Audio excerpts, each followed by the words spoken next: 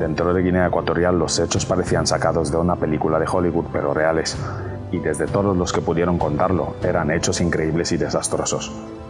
Todos ellos dejaron la marca negra en un país que nunca había experimentado guerra, en un día que se conoce como el 7 de marzo, y en el que murieron más de 100 personas y cientos de heridos.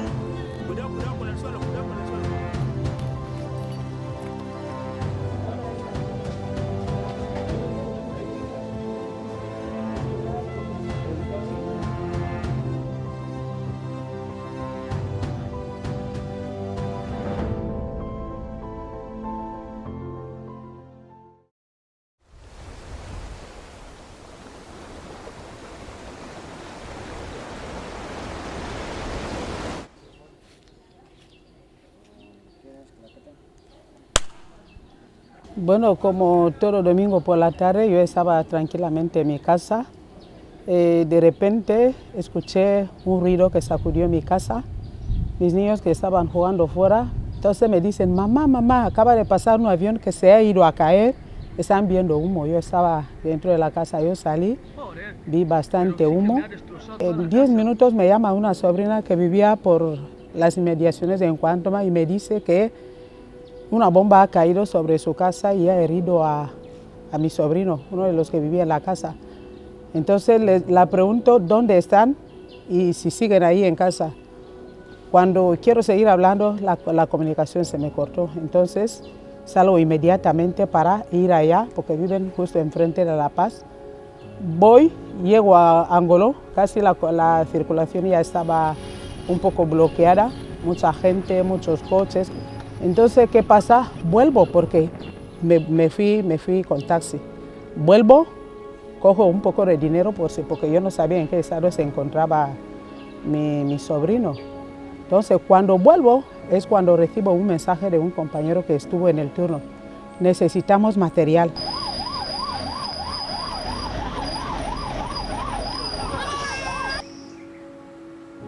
Era un domingo tranquilo como otros en Guinea Ecuatorial. Los testigos de esta tragedia vivían un domingo similar a otros. Ninguno sabía lo que se les avecinaba antes de que cayera el sol. Pero todo el desastre fue fruto de un castigo que el teniente coronel Valentín Zanga, máximo responsable del destacamento militar, había dado a 2 militares bajo su responsabilidad como castigo por faltas antidisciplinarias. Yo venía del interior porque fui a visitar a mis familiares. Regresé del interior a la 1:30, a las 13:30. Yo estuve en casa esperando las 4, que iba a ser mi hora de entrar en la guardia. Antes de que llegase el momento de la explosión, yo le planteé que tenía que venir en su casa para que pasemos el fin de semana como es de habitud. Entonces, para que una vez llegar aquí teníamos que jugar a Play. Y aquí íbamos a sentarnos justamente aquí, porque aquí siempre jugamos a Play. Entonces, él, a mi gran sorpresa, cuando salgo de la habitación, le encuentro ya fuera de la casa, esperándome. No trabajé aquel día, estaba en casa con la familia, viendo un programa de televisión. Estuve en mi mamá después de salirnos en la capilla. Solemos entrar en la iglesia a las 8. Salimos a las 9:30, sí, 10 menos. Después de salir, yo salí de mi casa para buscar gas. El origen del desastre era conocido por unos pocos, quienes tenían información sobre cómo tratar esta zona del campamento abandonada por razones de seguridad. No era una zona apta a altas temperaturas, pues en su interior escondía dinamitas y explosivos, aunque todo esto dentro de un campamento poblado por personas generalmente jóvenes y niños. Esos niños jugaban según el libre albedrío, horas antes del accidente.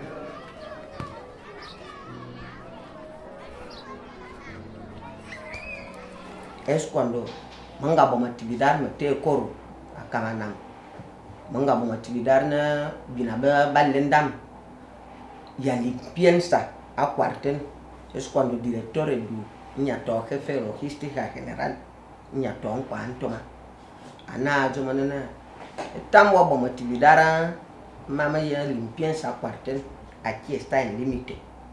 No manakuwa boko eva ni duan ni lian ni jamezing ta berin kuro yo ba oko tun mun ga man ba o ve ba fan ana mama ba yin chala blon kana director ne jine be ni ne bembi na bebe ne to amero no bisma ayi malas cosas de hotel bi le bi ne be ba li fum tinga forward bo comprender a los 11 años ni mo va a llevar bene vea que va a limpieza jamezing via bo bare tunte. Me llamó por teléfono. José Antonio, sí, teniente coronel, ¿dónde estás? Jefe, estoy en la Florida. Ven aquí ahora, te quiero ver. Entonces, su primera pregunta estaba, desde que te nombré como jefe de disciplina y jefe de cárcel, ¿los presos sabían? Yo le dije que sí, sabían. Me dijo que vale, he dicho al brigadier jefe, le enseñó donde los que han faltado en la lista de día de hoy, donde van a trabajar. Ano majo teniente coronel na mi teniente coronel mama ne president an kwanto ma ba mi ni mi bon mini bo mi shirim e yo mi na ye bol mi abol limpieza ni mi na kemelina mi ano ta ber un koroyo sin mentir anti majo jamezing. Yo mismo personalmente yo le pregunté, yo como jefe de disciplina, que jefe, hay un lugar allá en nuestra parte aislado. Yo te esperaba para preguntártelo, porque yo no puedo hacer nada aquí sin tu autorización. Que si se puede quemar en esta parte. Él me confirmó que sí.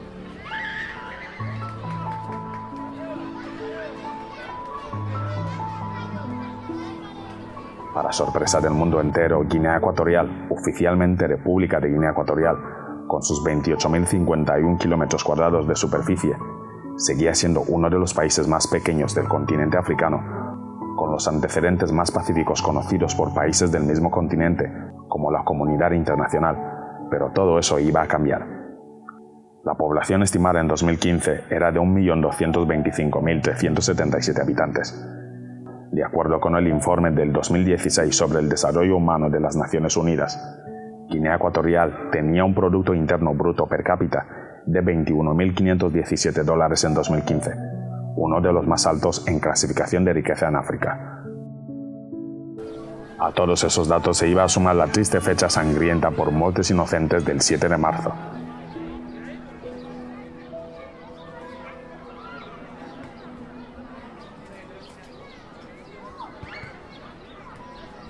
Hablamos con el primer afectado de la línea de explosiones del 7M. El primer coche de bomberos salió a asistir la llamada de emergencia procedente al campamento de intervención rápida de Nkwantoma, y en la entrada al campamento les alcanza la primera explosión. Estábamos de guardia el domingo. Ahí es cuando nos llamaron que está quemando el cuartel de Nkwantoma. Al salirnos, al llegar justo en la puerta del campamento, ahí es cuando salió una lanzagranada, nos vino a chocar con el coche. Se rompió todos los cristales del coche y uno de los cristales del coche me terminaron de entrar en el ojo. Teófilo recibe bruscamente la onda expansiva que lleva su coche por los aires y mata a su mujer. Deja herido gravemente a sus hijos que iban en la parte de atrás del coche y deja malherido al mismo e inconsciente. Una vez entró el primer camión y allí también ocurrió la primera explosión. Esa primera explosión se acabó con la vida de mi mujer. Todos nosotros estábamos dentro del coche, de mi coche color rojo, pues se fue a caer allí. La otra parte, yo salí en otra parte, pero inconsciente. El coche se destrozó todo, por completo. Cuando me levanté, segunda explosión, me quité donde estuve parado hasta unos 10 metros. una vez levantado, yo ya no sentía nada, o sea, esa parte ya está ya fuera. Me fracturó aquí. Todo el cuartel ya está destruida ya. Ya no había ni una casa levantada. Entre casas que incendiaban y otras que ya no valen. Con muchos llantos. ¿Qué pasa? ¿Quién nos está bombardeando así? ¿Dónde viene el problema? Tuve que dar la vuelta, llego donde estaba mi coche, miré cómo mi mujer estaba allí, tumbado, ya muerta, con embarazo de 9 meses. La niña de 6 años también al lado de la mamá. Y la otra niña, ¿dónde está? Dentro del coche, ya lloraba. Tuve que llegar donde estaba el coche. La encontré bien sangriada, porque todo el cuerpo, no solamente la cara. Tuve que buscar por dónde sacarla con una mano.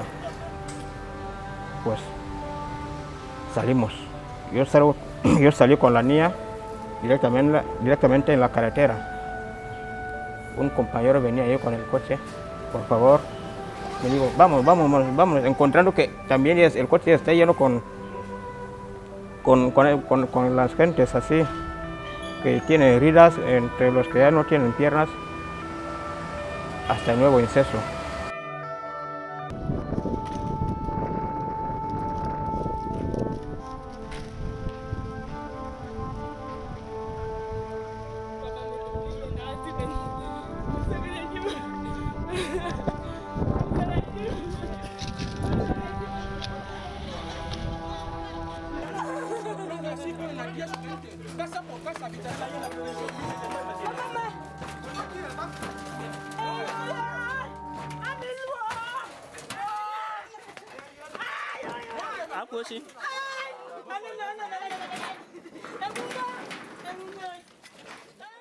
Pues es el único día que puedo descansar, y en la mañana, como vivía yo justo al lado del campamento, me fui por la mañana a hacer deporte, fui y regresé pasando justo al lado. Entonces vengo, me baño, como y pues me fui a descansar. Y justo en el momento de la explosión estaba yo descansando en mi casa. Cuando te dicen que tú has estado aquí hace solo 2 o 3 horas y que justo después pasa una cosa igual, aunque no me salvé del todo, pero hubiera sido peor.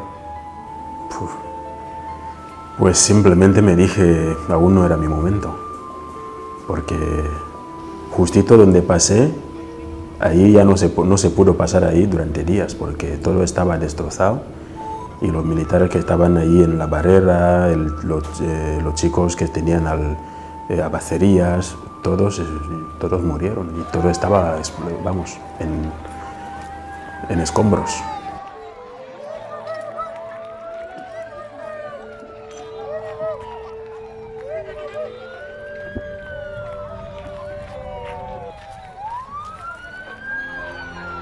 Estándome en mi patio, después de llegar en mi patio, es cuando ese demonio, no es ruido, no es nada, demonio, ¡mueren!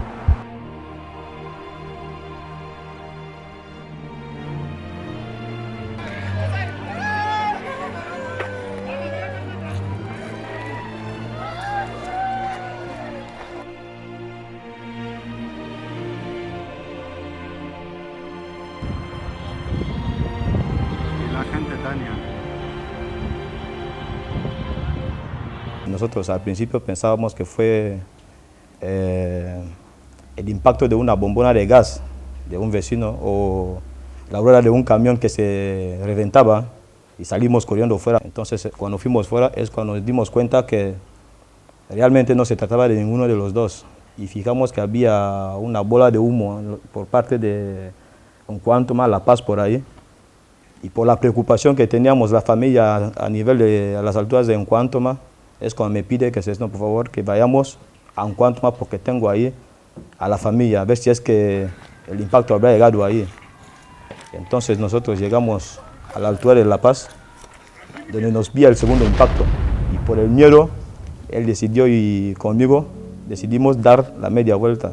Y gracias a Dios que la persona que veníamos a buscar la pillamos en el mismo camino donde dábamos la media vuelta. Pero llegando a las alturas de La Paz, entre La Paz y Inceso, delegación regional, ahí estuvimos, es cuando realmente nos dimos cuenta del impacto, del ruido que escuchamos, del impacto que causó, y que no se trataba de ni gas, ni siquiera tampoco del reventón de un camión, y que se trataba de algo un poco más gordo. A pesar de estas palabras, los cientos de muertes que dejaron atrás las continuas explosiones dicen poco. Los días siguientes a las explosiones, como desde el mismo día, todos los cuerpos de auxilio, empresas, personas afectadas y no afectadas, toda la ciudad se une a una sola causa. Vi como la gente estaba unida para trabajar por una causa. Todos estábamos involucrados a trabajar por una causa. Todos trabajábamos en coordinación para minimizar el peligro inminente que se encontraba en el lugar. Ahí no se podía estar con las manos cruzadas, se tenía que trabajar a toda costa para que se salve las vidas que seguían, la gente que seguían con vidas y el material que podía seguir sirviendo. Encontrar bajo los escombros a algún sobreviviente y rastro de vida. Aunque toda esperanza y búsqueda fue toda una pérdida de tiempo, no se encontró a nadie con vida. A las 5 de la madrugada, las 5:30 de la madrugada, me llamó el director y fuimos juntos. Yo mismo, por la primera vez, de ver algo tan extraño, inexplicable. Solamente lo que vemos en las películas es lo que yo vi ahí. Cada casa se identificaba que tal fulano, tal militar que vivía aquí, con su familia, por ejemplo, te pueden decir, esta casa vivían 5 personas, y empecemos a sacar la gente bajo los escombros según el número de personas que se encontraban en cada casa. Entonces fue nuestra primera operación, y salvar a algunos que se encontraban todavía, bueno, normalmente pensábamos que podía haber unos que se podían estar vivos. Y fue nuestra primera operación, mi primera misión era esa. El trabajo del bombero ahí es, primero, dar prioridad a las personas y después proteger los bienes que pueden sufrir algunos daños leves, que pueden seguir sirviendo y extinguir el fuego, porque siempre no falta el fuego. Estuvimos ahí esperando porque había muchas explosiones y no podíamos adentrar y entrar para hacer nuestro trabajo. Esperábamos de que cuando calme la situación, ahí es cuando nosotros podemos entrar y hacer nuestro trabajo. Ahí estuvimos todos los días de las 8 de la mañana hasta que se oscurece. Los servicios de seguridad con los que coordinábamos las diferentes actuaciones del Ministerio de Obras Públicas, proyectos, porque la señora presidenta estaba constantemente haciendo preguntas sobre la marcha de los trabajos, nos daban tranquilidad, sobre todo tranquilidad, porque cuando te dicen que no te preocupes, todo está bajo control, es la misma seguridad que tú intentas transmitir a tu personal. Miedo como todo el mundo.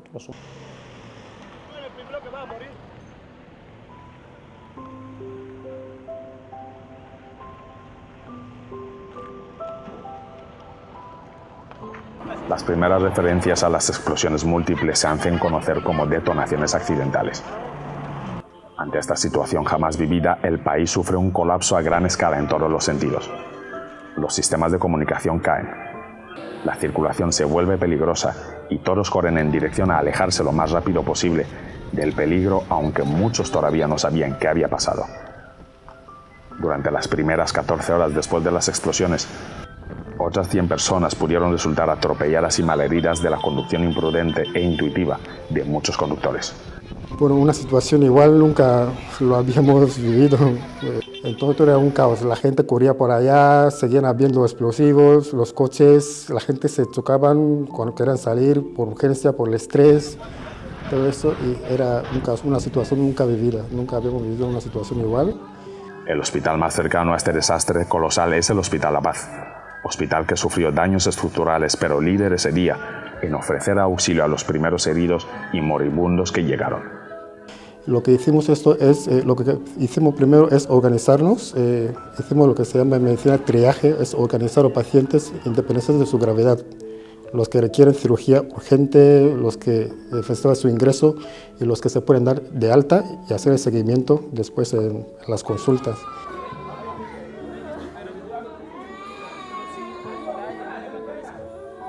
Tuvimos que ver todo tipo de gente. Hasta yo vi una cantidad de lesionados que nunca jamás había visto en mi vida. Tuve que ver hasta gente con la cabeza amputada y con las extremidades amputadas. Gente, hasta tuvieron que traernos aquí hasta gente muerta. Entonces, en ese momento, en primer momento, lo que tuvimos que hacer es clasificar los muertos, o sea, poner los muertos en un lugar y los heridos en otro lugar. En situaciones de catástrofe como estas, la actuación de los médicos, y no solamente de los médicos, sino de todos los sanitarios que intervinieron en esto, las primeras 24 o 48 horas son fundamentales, porque que una persona viva o no, o que las heridas se infecten o no, depende de la actuación de esa gente las primeras 24 o 48 horas. O sea que si se ha salvado tanta gente, es porque el accionar nuestro durante las primeras 24 o 48 horas fue encomiable. Las exigencias por responder a todo y a todos son imperativas. Los afectados que llegan a cada hospital y centro médico se organizan para salvar vidas lo más pronto posible. Esperábamos y no pasaron aproximadamente 15 minutos. Los taxistas ya traían a gente. Empezamos con el protocolo normal. Si te traen a 5 pacientes o 6 que tienen heridas por todo el cuerpo, hay que empezar.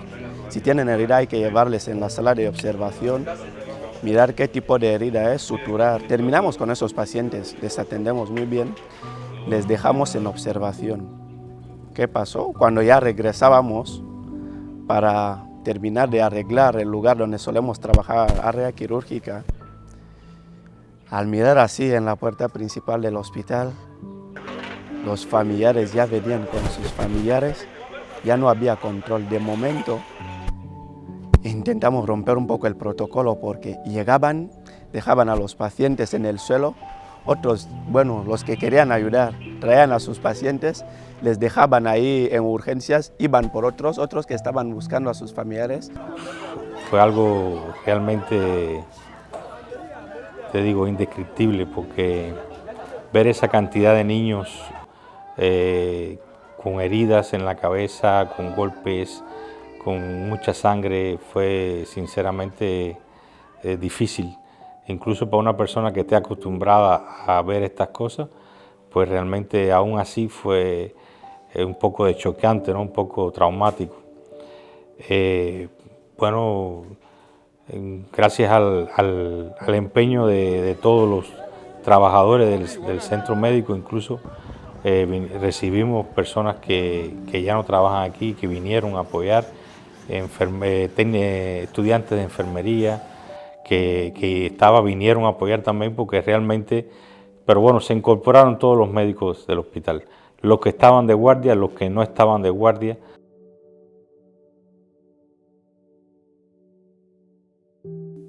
Las redes sociales hacen eco del desastre y el eco atrae a curiosos que se arriesgan a dar a conocer lo ocurrido.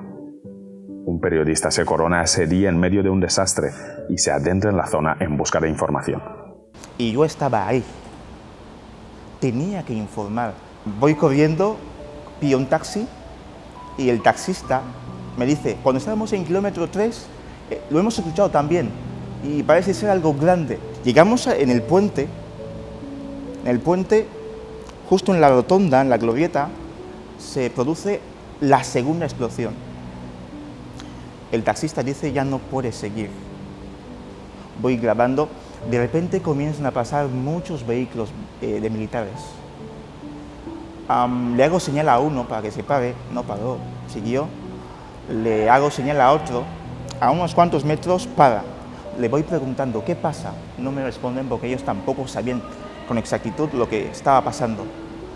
Cuando llegamos justo donde está Remar, se detiene el vehículo. no vuelve a avanzar. Nos bajamos porque se había producido la tercera explosión. Se detuvo el vehículo, nos bajamos, vino otro militar que venía corriendo del campamento, me dijo, hijo, no puedes filmar. Yo le dije, disculpe señor, tengo que filmar porque es mi trabajo. No, no, no, son cosas del Estado, me decía. Yo le decía, es mi obligación, tengo que filmar, tengo que informar a la población. Estoy aquí en directo, en el lugar de los socios. Intento comunicarme con algunos de los que vienen del lugar y hasta ahora no tenemos una explicación fiable. Como pueden ver, está llegando gente. Esa niña está herida, está con mucha sangre, con mucha sangre. Comienzo a hacer las entrevistas y la primera mujer que venía, ¿qué pasa?, le pregunto. Me dice, no sabemos. ¿Qué ha pasado? ¿Qué ha pasado? No sabemos, solamente hemos visto un incendio, no sabemos nada. Sigo preguntando. Vino un chico que conocía. ¿Qué pasa? Me dice, explosión. Las casas se han destrozado, explosión. ¿Qué sucede, Tony? No sabemos, no sabemos. ¿Vienes dentro del cuartel? Claro. Justo pasa ahí. El cuartel está explotando. Las casas están destrozadas.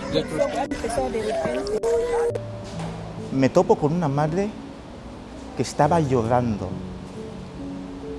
Estaba llorando. La primera imagen impactante que veo, estaba llorando, diciendo que su familia estaba en el campamento y siguen ahí. Es una situación difícil.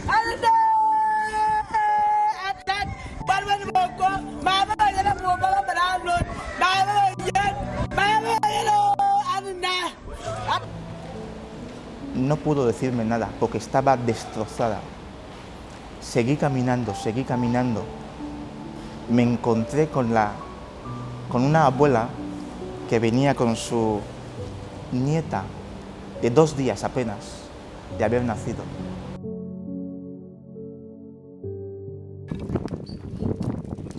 Las personas huyen de las explosiones. Los heridos se extienden a los demás hospitales y centros de atenciones sanitarias. El colapso es real. Nadie de los que atendieron a los afectados había pasado antes por una situación igual, pero todos daban lo que podían, a pesar de lo difícil que era trabajar en esas condiciones de sobrecarga humana en pocos segundos. Nadie se lo esperaba, pero el eco llega a la presidencia del gobierno y el vicepresidente responde con una aparición en el campamento sumido en escombros. 7M fue algo que marca un antes y un después. Me acuerdo que cuando estábamos a su lado y él se hizo cargo de la situación y vino, o sea, para mí fue una sorpresa, o sea, no estaba en bata, o sea, ocurrieron las cosas, dijo, yo me voy. Se montó en el avión, vino, no tuvo miedo, no se preocupó de su vida, sino simplemente quiso venir y ver qué ha pasado, cortar aquí, sacar aquí, venga, moveros, pum, pum, pum, pum. Enseguida tomó el mando. Ver el vicepresidente llegar a ese lugar ha dado lo que se llama mucha paz a la población y mucha tranquilidad. La gente, no sé cómo podía decirlo, es que la gente sabían que no estaban solos, que había alguien ahí que también se preocupaba. Porque no es fácil ver a un vicepresidente, sabemos cómo son estas cosas. Cuando estalla una bomba, tendemos a proteger primero a los líderes, a los máximos dirigentes. Entonces yo creo que él a su vez dijo que no dejo a mi pueblo morir. Voy a asistirles de cerca para que tengan esta confianza. También lo que hacíamos era llamar a los de la prensa a Songa para que nos den una información un poco más de cerca, porque no sabíamos realmente qué pasaba. Entonces ellos nos decían tranquilizaros y mirar la tele porque está pasando el ministro del Interior, porque era la primera autoridad que compareció a nivel de la prensa. Entonces nos tranquilizó y creo que el mismo día viendo la intervención del vicepresidente de la República, trajo la paz. Entonces todos sabíamos que fue un accidente en ese momento y que todo estaba ya controlado. La zona todavía no es segura. Le evacúan al vicepresidente del lugar por pequeñas explosiones de las 7 confirmadas. De camino a una zona segura, la segunda explosión continua se vive y los hospitales se siguen colapsando. Estuvimos desde las 3 de la tarde hasta las casi 7:30, 8 de la mañana del otro día operando sin parar, uno tras otro. Hicimos 17 cirugías de urgencia.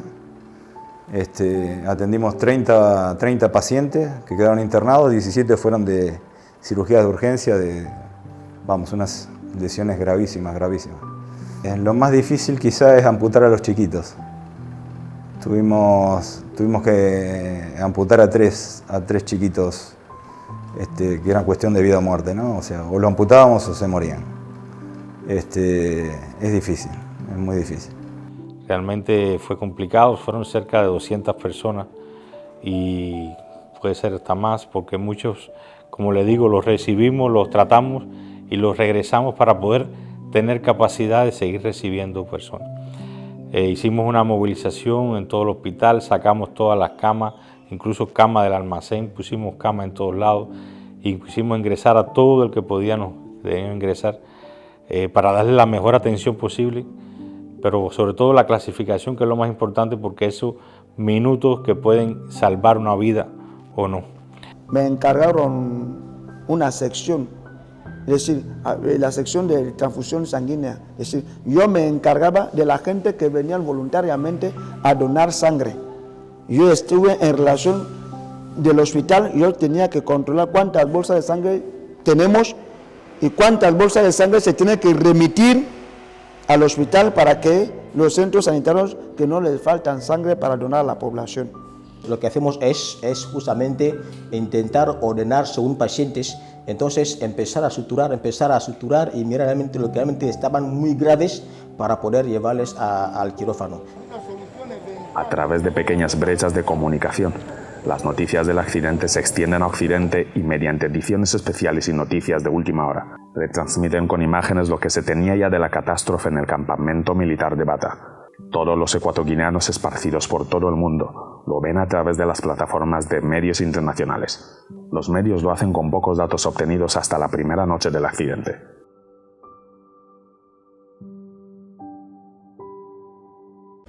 Lo que sabemos hasta ahora es que hay mucha confusión, hay mucho caos en la capital económica de Guinea Ecuatorial, en Bata, que además es la ciudad más poblada.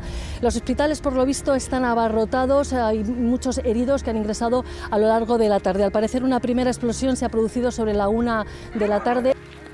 Guinea Ecuatorial intenta recobrar el aliento tras la conmoción provocada por las explosiones del domingo en un cuartel militar de la ciudad de Bata. We begin with some breaking news from Equatorial Guinea, where a series of large explosions has rocked the city of Bata. Live on national television, the reporter asks, "Is the baby dead?"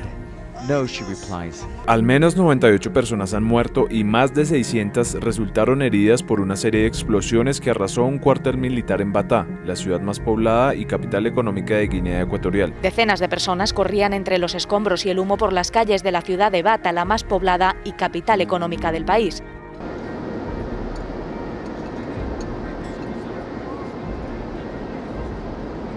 Durante esa misma noche en secreto, Elviro Neftalí Ngogo, bajo su astucia mientras caía la noche, se da cuenta que en el hospital general le faltaba luz y sin ningún protocolo ni gasto adicional por parte del hospital, desbloquea un generador eléctrico de la empresa Sogeas Atom en la que es director comercial.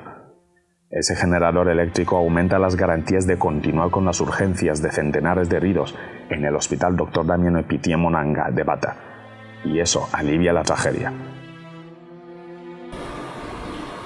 Me notificaron a través del Ministerio de Obras Públicas que había un problema de electricidad en el hospital, así que el hospital se había quedado a oscuras. Entonces tuvimos que coordinar con nuestros servicios de una forma emergente para abastecer de fluido eléctrico urgentemente al hospital regional de Bata. A raíz de esta llamada y a raíz de esta necesidad, la empresa tuvo a bien asistir al gobierno con el abastecimiento de fluido eléctrico en el hospital. Aliviado por un lado ese mar de desastres que se avecinaba en el hospital general, otro mal acechaba en la ciudad y entró en escena al caer la noche. Fuese lo que fuese que hizo estallar las dinamitas causando el estallido del 7 de marzo, dio vida a otros muchos proyectiles y armamentos de guerra que estaban almacenados en el mismo complejo militar. Al caer la noche, aunque sin causar muerte ninguna, el temporizador que se había activado en cada proyectil se puso a cero y comenzó el espectáculo.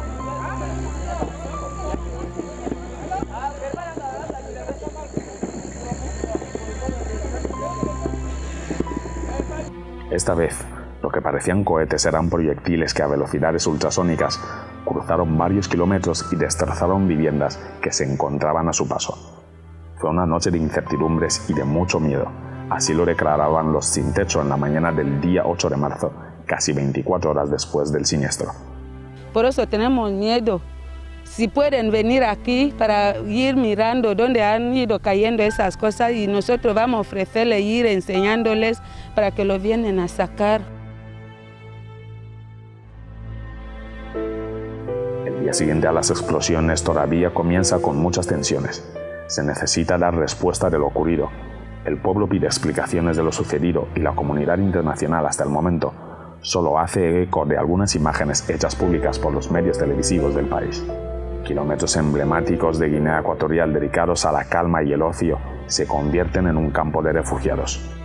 La implicación del gobierno se nota a lo largo de los siguientes días. Teodoro Nyemobian, vicepresidente del país, vuelve al campamento, pero esta vez se adentra y a través de los escombros llega a la zona cero, el lugar donde se almacenaban los explosivos. Y me acuerdo cuando ya llegamos y él dijo de que quiero ir a ver. Dijo, vamos, y todos le seguimos. Porque él dijo de que quiero llegar ahí, quiero ver qué ha pasado, no que me lo cuente. No se preocupó de su seguridad, de su integridad, de si puede pasar algo. No, él se preocupó en todo momento de qué ha pasado, quería saber cómo estaba la gente, cómo estaba todo. En toda esa catástrofe, todo ese caos, toda esa tristeza que vivimos todos, porque no fue agradable para nadie. Ahí se vivieron escenas, me acuerdo que caminando estábamos y hubo un niño vivo entre los escombros que se sacó. El día posterior a las explosiones es recordado como el día del rescate y de las ayudas. Los cuerpos de seguridad, las empresas, personas, sanitarios y voluntarios limpian y trasladan toneladas de escombros del campamento. Se encuentran más restos mortales de todo tipo de seres vivos que había en el campamento. Cuerpos carbonizados y aunque no hay referencias oficiales, se cree que algunos cuerpos jamás fueron encontrados.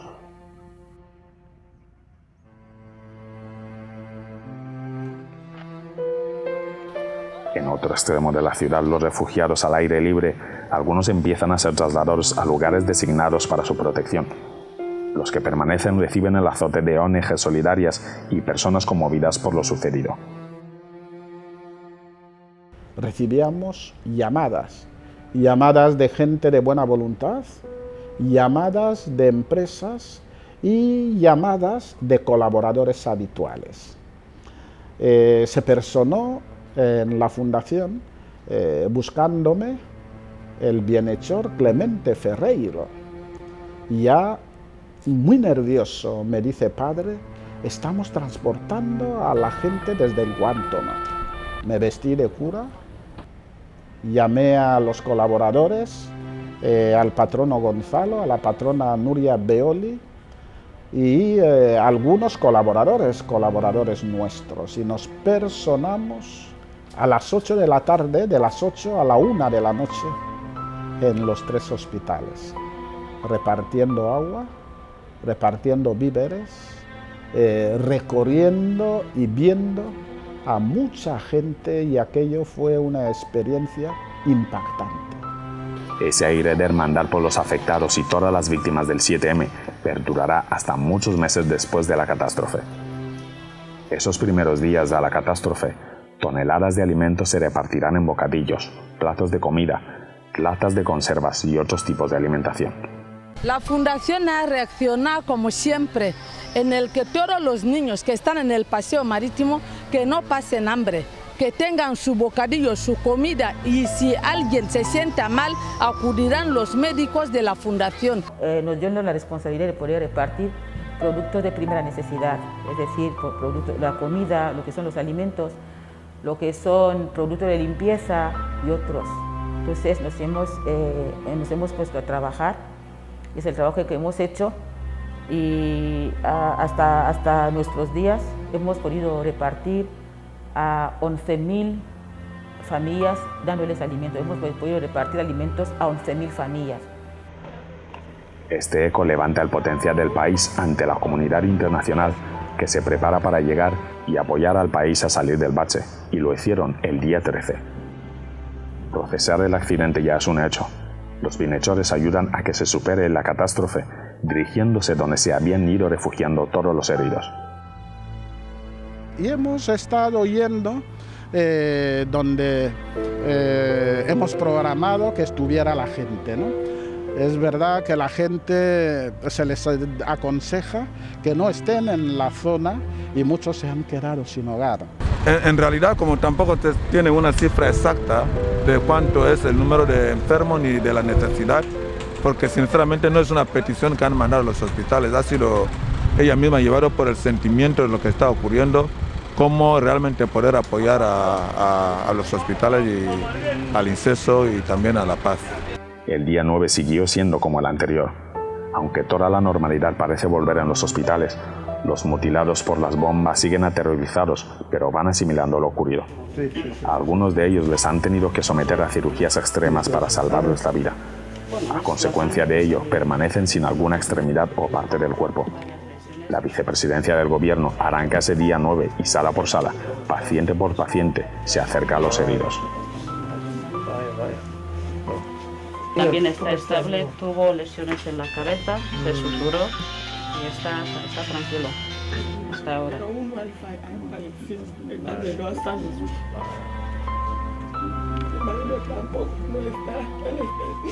Tras esa visita y conmovido por lo que vive, en el telediario de las 20 horas habla la nación en una rueda de prensa. Agradecemos sinceramente y de todo corazón al personal sanitario en general que ha acudido masivamente para responder a este momento trágico para nuestro país. Al personal de protección civil, al cuerpo castrense, a los medios informativos nacionales, así a las siguientes empresas. Esas palabras arrojan luz de esperanza sobre el futuro de un país que gravemente lloraba la sangre inocente de cientos de muertos y cientos de heridos. Ahora, desde otra cara más alta, la presidencia enseña sus cartas. Hace gala con su aparición y llega 2 días después del accidente y menos de 24 horas después de que se diera la rueda de prensa. Obiang Mambazoa, presidente de la República de Guinea Ecuatorial, república gravemente herida por 7 detonaciones accidentales múltiples, toma el mando y no lo dice. El pueblo lo ve y lo siente.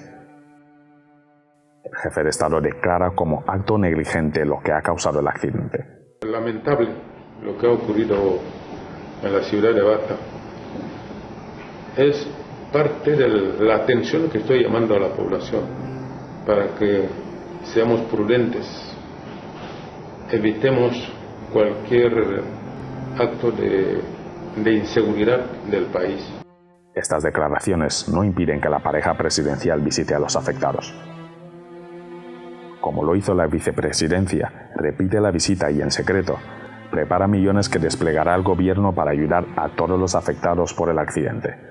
Estas ayudas, como otras, son ayudas gestionadas por el mismo país para superar el siniestro. Lo que tenemos que hacer es lo que está haciendo el gobierno, tomar medidas de prevención para que esto no vuelva a ocurrir. Los cuarteles militares deben estar en un sitio muy seguro, y no deben vivir tanta gente, tantos civiles. Por eso tuvimos tantas muertes, porque había un montón de civiles en el cuartel. Un cable mal puesto te puede hacer caer y hacerte enfermar. Yo creo que deberíamos centrarnos mucho en la prevención, en hacer simulacros, más o menos, para poder evitar situaciones como las que hemos podido vivir. Vimos de todo, vimos militares, vimos gente de la prensa, yo como ministro, el vicepresidente, todo el mundo se volcó, ahí ya no había cargos, ahí ya no había, ¿cómo decir? Había un interés común que era buscar a los supervivientes, que se restaurara el orden, ver cómo se podía ayudar. Unos miembros de gobierno estaban en los hospitales ayudando, otros estábamos sobre el terreno, el vicepresidente coordinando todo, pero el vicepresidente siempre estuvo sobre el terreno, estuvo, como diríamos, en el ejército en primera línea. El guineano fue solidario, porque si tuvisteis la ocasión de recorrer el paseo marítimo, fue una fiebre de solidaridad en todos los ecuatorianos. Todo el mundo sacaba lo poquito que tenía para ofrecer a los que habían perdido sus casas, a los damnificados. Todo el mundo se sumó a la llamada del gobierno para hacer frente a esta situación. Gracias a la población y el amor que tiene la población, que yo no me lo esperaba, el amor que tiene la población, se ofreció mucha gente como donantes voluntarios, que la verdad a mí me asombró mucho y me gustó, el ejemplo me gustó mucho. Pues aunque también llegó una ayuda que los otros médicos de otros países como Qatar, como Israel, que también habían llegado, pero encontraron de que nosotros ya habíamos casi hecho un 70%, para bien decirlo, un 70%, porque todo ya estaba controlado. Porque los sanitarios trabajaron de verdad, hasta incluso yo les puedo llamar héroes. Y yo de verdad saco sombrero cuando veo a un sanitario, porque el trabajo que hicieron no lo pensaba que ellos lo podían hacer de esta manera. Lo hicieron fenomenal. Al día siguiente, 3 días después de lo ocurrido, la presidencia sigue al mando. La ciudad está menos agitada ya después de 72 horas de la catástrofe. Sobrellevar la situación sigue siendo obra de los actores nacionales.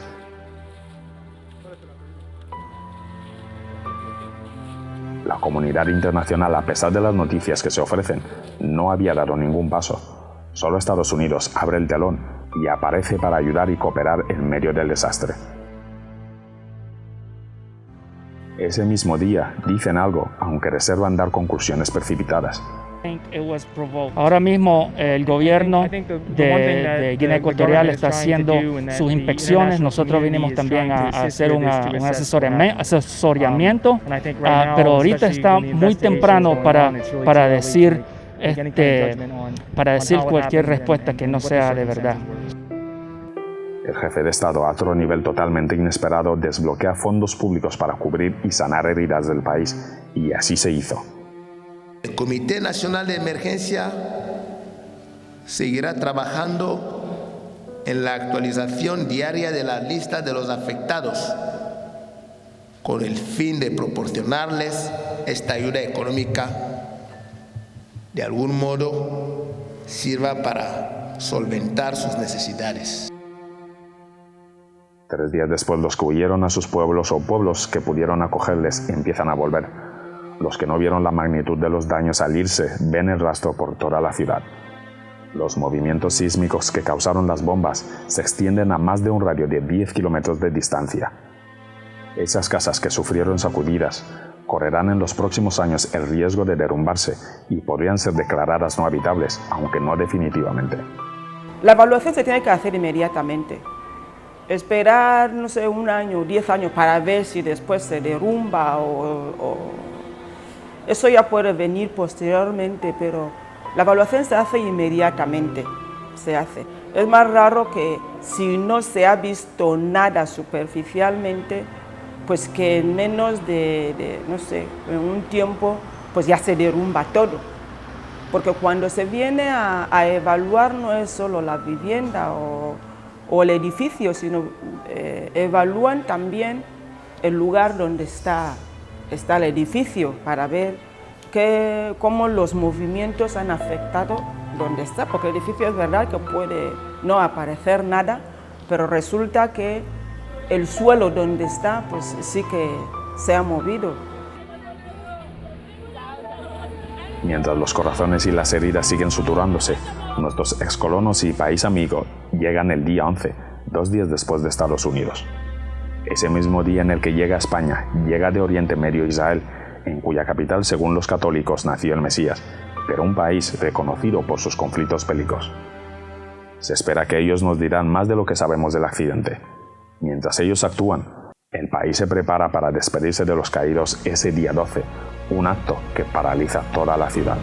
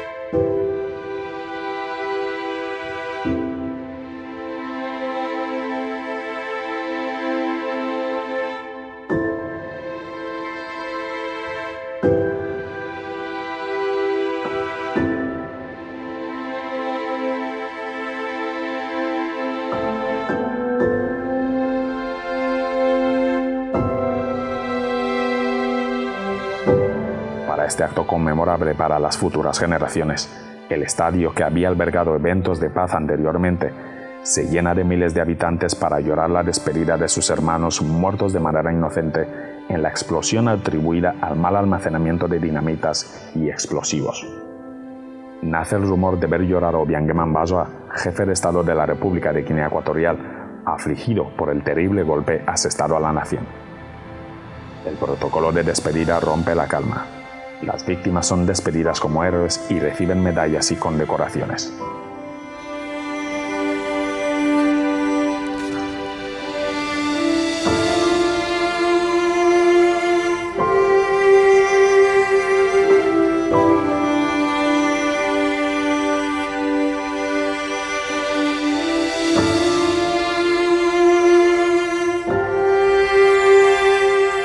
Este día jamás se borrará de la mente de los ecuatorianos. Algunos de los que lo vieron y trataron a afectados incluso se quedaron traumatizados. La experiencia laboral acumulada no fue un factor suficiente para afrontar las muertes y heridos, pero con respetos dejan atrás a los caídos. Yo estaba en la habitación, ahí sí que dormí en la habitación, ahí sí que yo no sabía lo que pasaba, solo de qué cosas ya caí. Ya me caían aquí en el film, vio que sí que me ha venido a caer aquí en la cabeza. Mi abuela me ha venido a sacar. Mi papá había venido en casa para que vestiera para que vamos en Covenant. Mi papá vestía a mi hermanita Opal. Y por esto con mi papá llegaba a decir que nos vamos ahí, que Pedro habían caído. Yo estuve también con los demás debajo de los escombros. Ahí, gracias a Dios, oraba a Dios ahí, socorro, socorro, nadie estaba. Ahí empecé a tirar el palo poco a poco hasta que yo salvé. Primero de ver todos los días a la gente que ha sufrido y pues ponerme como médico, ¿no? Ayudarles a curarles y tal, ha hecho que en cierto modo pues me ha ayudado a que el hecho de verlo todos los días y pues en cierto modo ha ayudado a que vaya superándolo, ¿no? Y el hecho de que pues haya acudido a los pocos días al equipo de psicólogos que vino a asistir tanto a los pacientes como al personal del hospital, ¿no? Que había, no solo yo, había gente que lo vivió tan de cerca o lo sufrió tan de cerca que necesitaba ayuda profesional. Yo creo que todo aquel que vivió esto de cerca, pues lo pasó muy mal, con daños físicos o sin daños físicos. Los que no sufrimos daños físicos, pues tuvimos, aparte de los daños materiales, que es lo menos que importa, ¿no? Pues daño psicológico. Y por muy fuerte que uno quiera ser, siempre hace falta que acuda a un profesional. Porque algunos venían a fallecer así ya en el hospital. De verdad fue una experiencia increíble, inolvidable. Mientras pasa ese día en el oscuro de la noche, Oriente Medio vuelve a aparecer Esta vez es Qatar.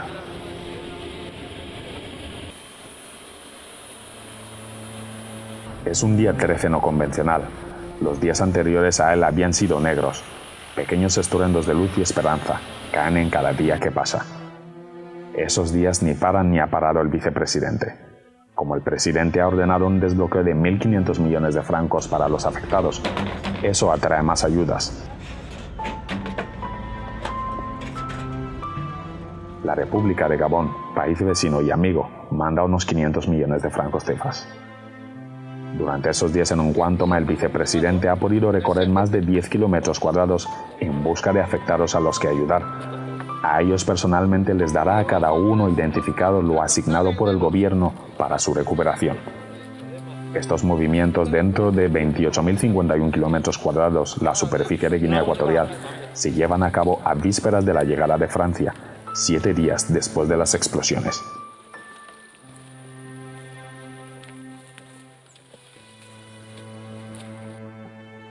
En señal de agradecimiento al apoyo de la comunidad internacional, condecoraciones de honor desde la presidencia serán otorgados antes de despedir a cada uno de los que habían llegado de Oriente Medio, Europa y del mismo continente africano. Solo las visitas del vicepresidente siguen identificando las casas afectadas. Ayuda con pausas no programadas. Su desinteresada ayuda no es un mito.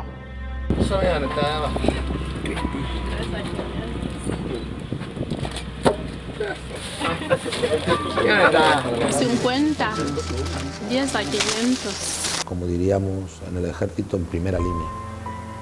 No fue un mando que se quedó atrás, fue un mando que dijo yo voy el primero y los demás le seguimos.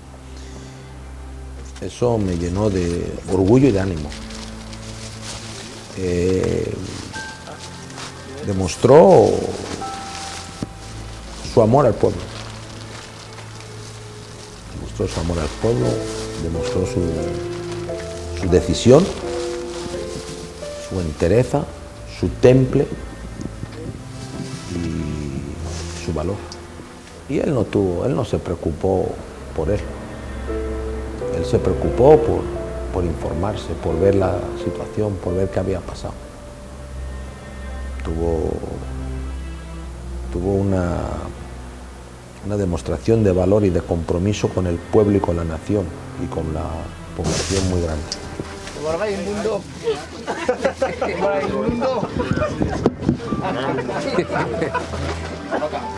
Él ha estado organizando, paralelas a las visitas del vicepresidente, equipos técnicos para agilizar el trabajo, y estos equipos son los que siguen aportando datos de los niveles de desastres que se extendieron por toda la ciudad. Esa información servirá para organizar la donación económica desbloqueada por el gobierno. Pues me siento muy agradecido, ¿no? Porque yo no lo esperaba. Muchos han sufrido eso y hay muchos que hasta ahora siguen sin tener, pero realmente agradezco por todo. Es algo sorprendente que nos vienen a hacer ese gesto, de verdad que me siento muy emocionada con todo eso, porque en nuestro trabajo no esperamos una recompensa como esta. Muchas gracias al gobierno de la República de Guinea Ecuatorial por saber que la población ha sufrido, tanto los damnificados, los militares que han fallecido, los inocentes, la población civil, y valorando el trabajo que han hecho los bomberos. Vale la pena todo el esfuerzo faraónico del pueblo. Según los días van pasando, el dolor se va quedando atrás. Las esperanzas por empezar una nueva vida y tal vez mejor son el aliento del pueblo. El gobierno produce sonrisas en su pueblo, a pesar del dolor reciente. Es un día emotivo. El pueblo siente el apoyo del gobierno y se enfocan nuevos horizontes. Durante esos días, las ONG solidarias también vuelven a apoyar a cada persona que sale del Congreso. Eso es un festín de ayudas. El programa a corto plazo no fue sino, primero, detectar, visitar y repartir lo que recibíamos a los afectados directos, a los afectados en los hospitales, a los afectados en residencias, residencias de religiosos, porque hicimos, y los religiosos hicieron inmediatamente la respuesta fue positiva. Que hemos tenido una primera fase en cuanto al reparto de los víveres, porque es verdad que hemos recibido muchos víveres y muchos donativos de parte de los donantes, y hemos tenido una primera fase en la que fue los primeros días del incidente del 7M. Ahora mismo estamos en el Hospital General continuando con la labor que ya venimos haciendo desde muy antes y ahora con el incidente del 7M. Se atiende a más de 1.500 personas. Es una respuesta rápida que el gobierno da para el pueblo 2 semanas después de que recibiera el mayor golpe en su historia. El jefe de Estado agradece la participación de la comunidad internacional y personalmente condecora, al igual que días después lo hace la vicepresidencia. Congo se queda después de la partida de los demás países. Atiende en un hospital de campaña montado a enfermos por enfermedades originarias del desastre y otras enfermedades propias del país. Y les visita el jefe de Estado Teodoro Obiangema. Pero ya todo ha pasado y cada uno vuelve a la rutina. Yo salí corriendo a mi pueblo con todos mis hijos porque yo pensaba que van a tirar o esto se va a explotar. Los más grandes y los niños me van a morir todos, por eso yo escapé de aquí. Hasta ahora esto me sigue poco a poco, pero está terminando poco a poco. Los médicos hablaban conmigo, aconsejando, dialogando, todo. Al mes siguiente el país empieza a transformarse. Los lugares rotos se reparan. En ese proceso las personas también están. Me preguntaba cómo es que podía explicarle a un niño de 2 años lo que acababa de ocurrir. Cómo le iba a explicar a un niño de 3 o 5 años lo que acababa de pasar y cómo se encontraban psicológicamente. Y tras la familia que estaban solitos en casa, 6 hijos, más la abuela y mi suegra, con la ayuda de Dios, no puedo decir otra cosa, porque la pobre mujer de 60 y pico de años intentó de salvar las vidas de los 6. Desgraciadamente no se pudo. Se fue uno de los gemelos. El trabajo de los médicos, de los psicólogos, ha sido excelente. Los niños empezaron a tomar las actividades normales, como de costumbre, empezaron a jugar, a sonreír, a charlar con los demás, algo que en la primera semana no hacía. Dejó a mucha gente desorientada. Aquello me hizo volver a nacer. ¿Por qué? Porque yo no sabía realmente en qué estado se encontraban mis niñas, las de 6, 10 años y 17. Solo veía unos cambios en ellos después de las explosiones, ¿no?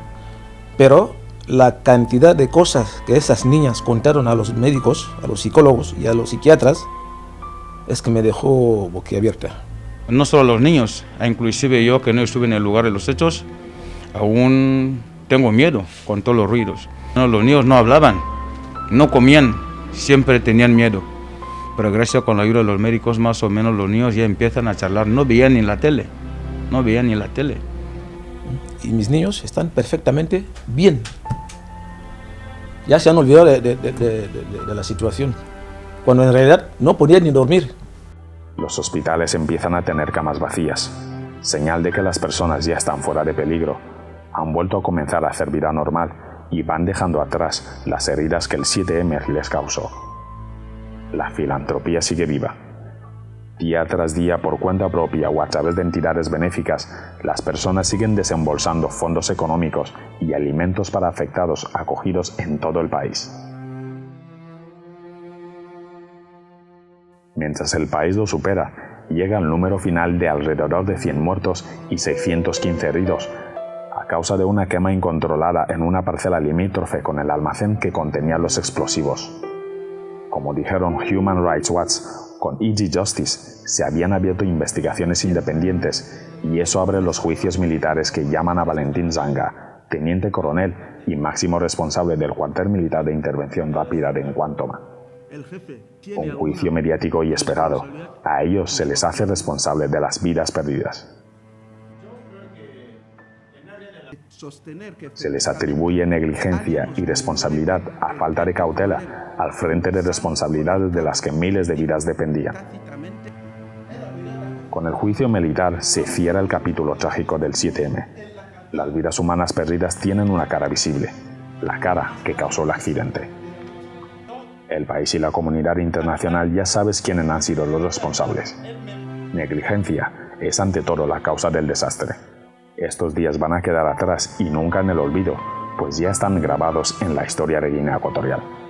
Un país en la parte ecuatorial de África y único de habla hispana en todo el continente africano. Es caracterizada por una población de carácter joven. Según el Anuario Estadístico de Guinea Ecuatorial 2018, para 2015 Guinea Ecuatorial tenía 1.225.377 habitantes, en contraste con los 1.014.999 que se contaron en 2001, y nunca antes había sufrido un golpe que cobrara varias vidas humanas inocentes. De manera oficial, el 10 de febrero del mismo año, a causa de la explosión, se certifican 243 viviendas y edificios devastados a causa de la explosión. Y de las 300.000 personas que habitaban en un radio de 10 kilómetros en 3.950 casas, también sufrieron las sacudidas sin reparo. Dentro del mismo campamento, 63 de los edificios que había, ninguno sobrevivió a la explosión, acompañados de los daños a 750 casas en los alrededores en un radio de 1 kilómetro, las zonas más cercanas al epicentro.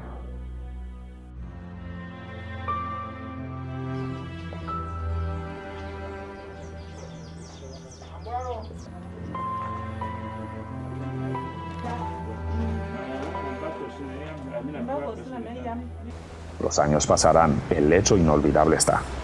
La gente inocente que murió jamás podrá ser olvidada, y día tras día, a pesar del tiempo transcurrido, todavía se revive como si fuese ayer cuando ocurrió.